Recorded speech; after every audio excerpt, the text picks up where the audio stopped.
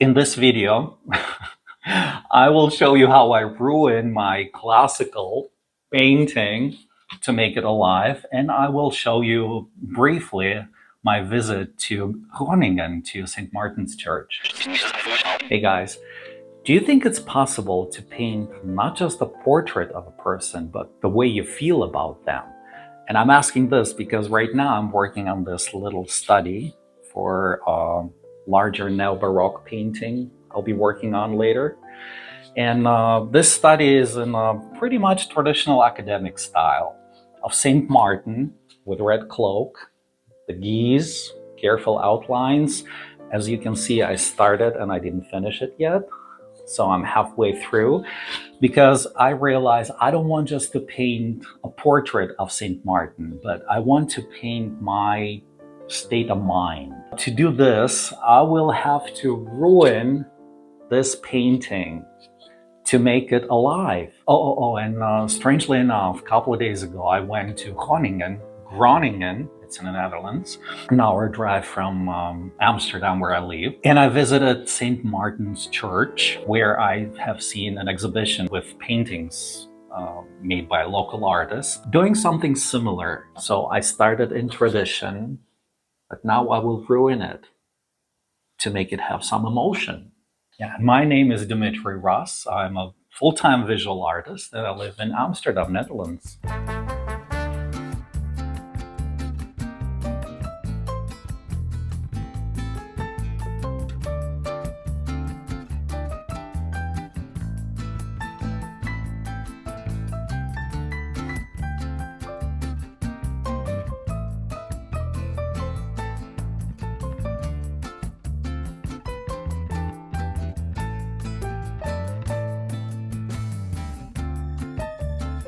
So when I went to Groningen and I walked into the St. Martin's Church, I didn't expect to see no art exhibition in the church.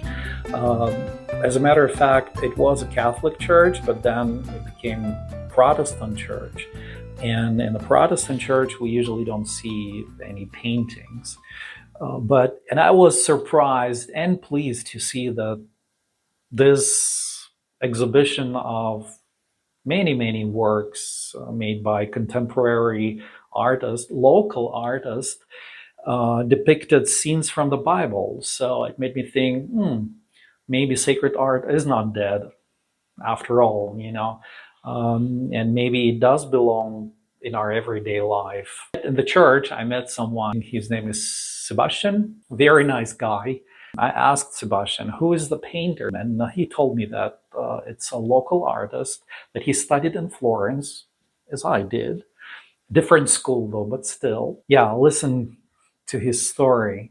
He wanted to get married in this church, but he didn't have the funds to do so. So then he made that painting as a payment, so he could get married here. Interesting. And because they liked it, because the church originally was a Catholic church. I hope he's happily married.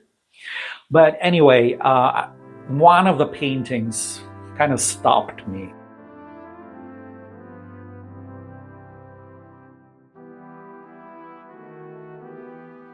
He kind of made a Protestant twist to St. Martin. So you can see he is no longer riding a horse, because in the story he is a Roman soldier on a horse. Yes.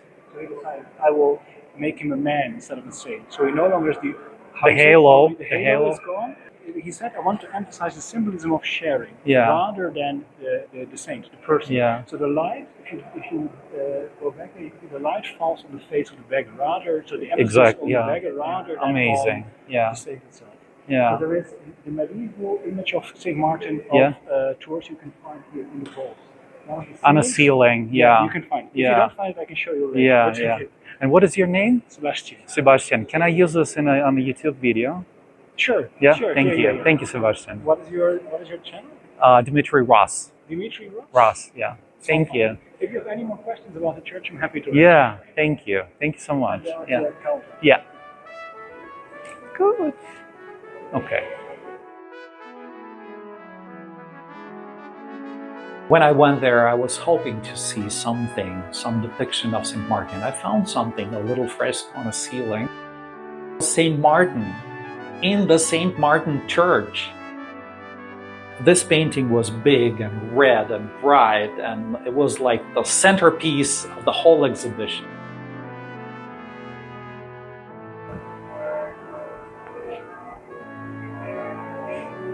Love it. Beautiful. Just beautiful. His story, real short.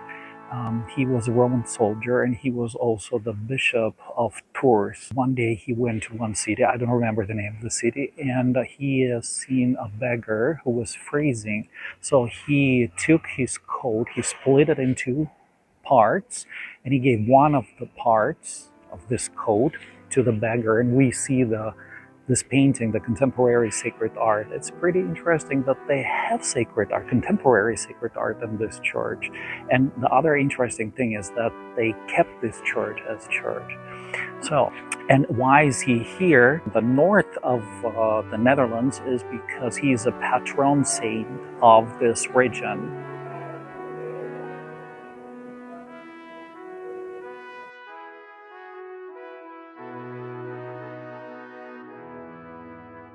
Saint Martin of Tours. He is a pretty interesting figure, and if I'll show you paintings of him or images of him like icons, you will recognize him immediately, I'm pretty sure.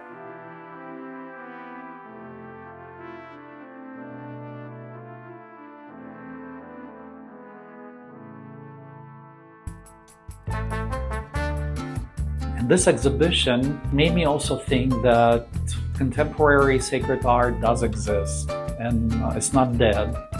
It's not just in the past, it's in the present as well, and maybe it does belong in our today's life. Maybe it should be a part of our life.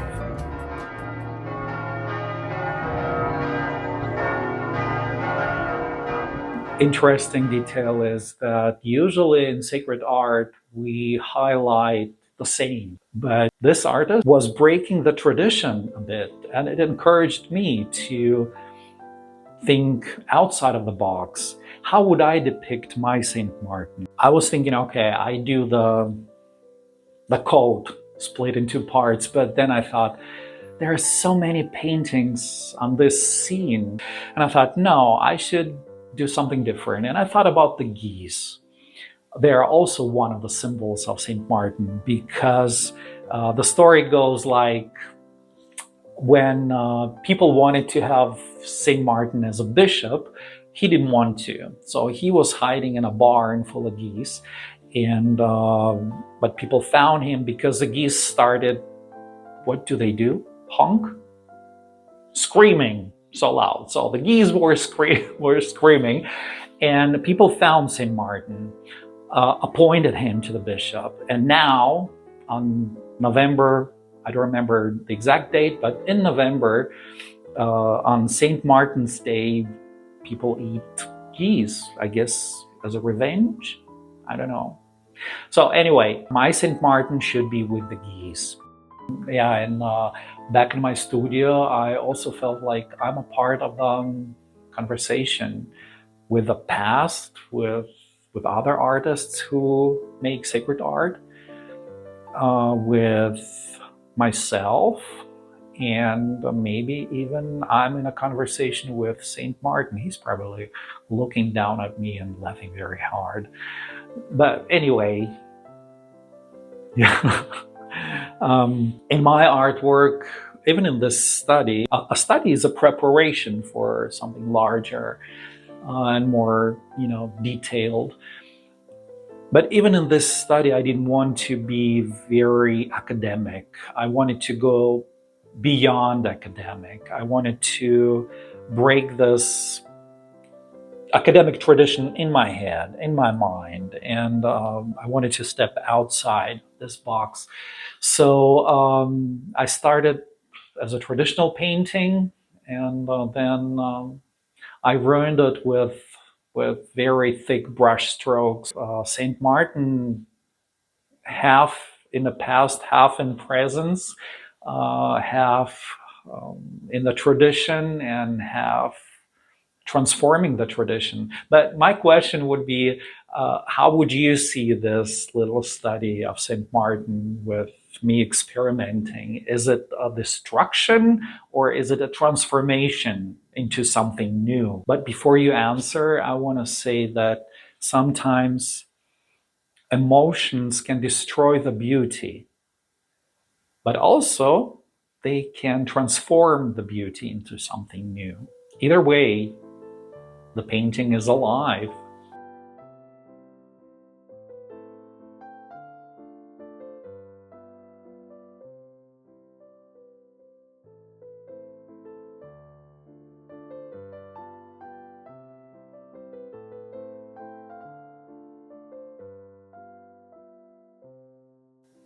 And if you like this video, please do subscribe, like, and comment. This will mean a lot to me. Also, while I'm preparing the canvas for the larger painting of St. Martin, I want to remind you that there's another video here you can watch. Yeah, thank you for being with me today, and I will see you next time. Ciao, ciao.